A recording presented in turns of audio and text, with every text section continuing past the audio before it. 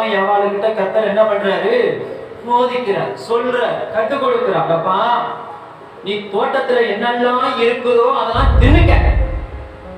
தோட்டத்துல எவ்வளவு சாப்பாடு இருந்தாலும் சரி, எவ்வளவு கனிகள் இருந்தாலும் சரி, எவ்வளவு காய்கறி இருந்தாலும் சரி, நீ என்ன பண்ணாலும் பண்ணி சாப்பிட்டு திருப்தி ஆகிக்க.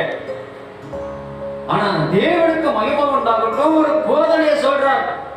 தன்னை உண்டாக்கின முதல்ல உண்டாக்கின மனுஷன் கிட்ட போதிக்கிறார். மனிதன் இடத்துல கர்த்தர் போதிக்கிறார். என்ன பண்ண சொல்றாரு? இது என்ன பண்ணக்கூடாது, நீ சாப்பிடக்கூடாது போதிக்கிறார். கடவுளின் போதனை, தேவனின் போதனை.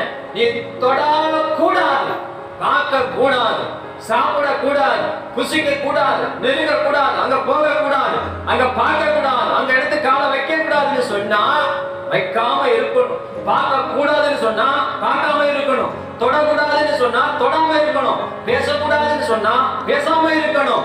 புசிக்க கூடாதுன்னு சொன்னா புசிக்காம இருக்கணும்.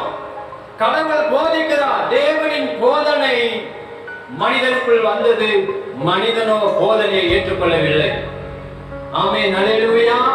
அப்ப தேவன் போதிக்கிறார். எப்பா, நீ இந்த தோட்டம் இருக்கு, இந்த தோட்டத்துல உனக்கு எல்லாம் என்னென்ன வேணுமோ உனக்கு எல்லாத்தையும் நான் படைச்சு வச்சுட்டேன், எல்லாத்தையும் உருவாக்கி வச்சுட்டேன். நீ நல்லா சாப்பிடலாம், நல்லா திருப்தியா இருக்கலாம், நீ நிம்மதியா இருக்கலாம், சந்தோஷமா இருக்கலாம், சமாதானமா இருக்கலாம், கணவன் மனைவி நல்ல ஒத்துமையா இருக்கலாம், நீங்க குழந்தைய போல இருக்கலாம்ப்பா, உங்களுக்கு வெட்கம் வராது, கூச்சம் வராதுப்பா அப்படின்னா ஆண்டவர் சொல்லி வச்சுட்டு ஒரு போதனையை சொல்றாரு.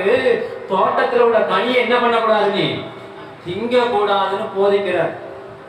கேட்டாங்களா? ரெண்டு பேரும் கேட்டாங்களா? ரெண்டு பேருமே கேட்கல. நாம கேட்கிறோமா?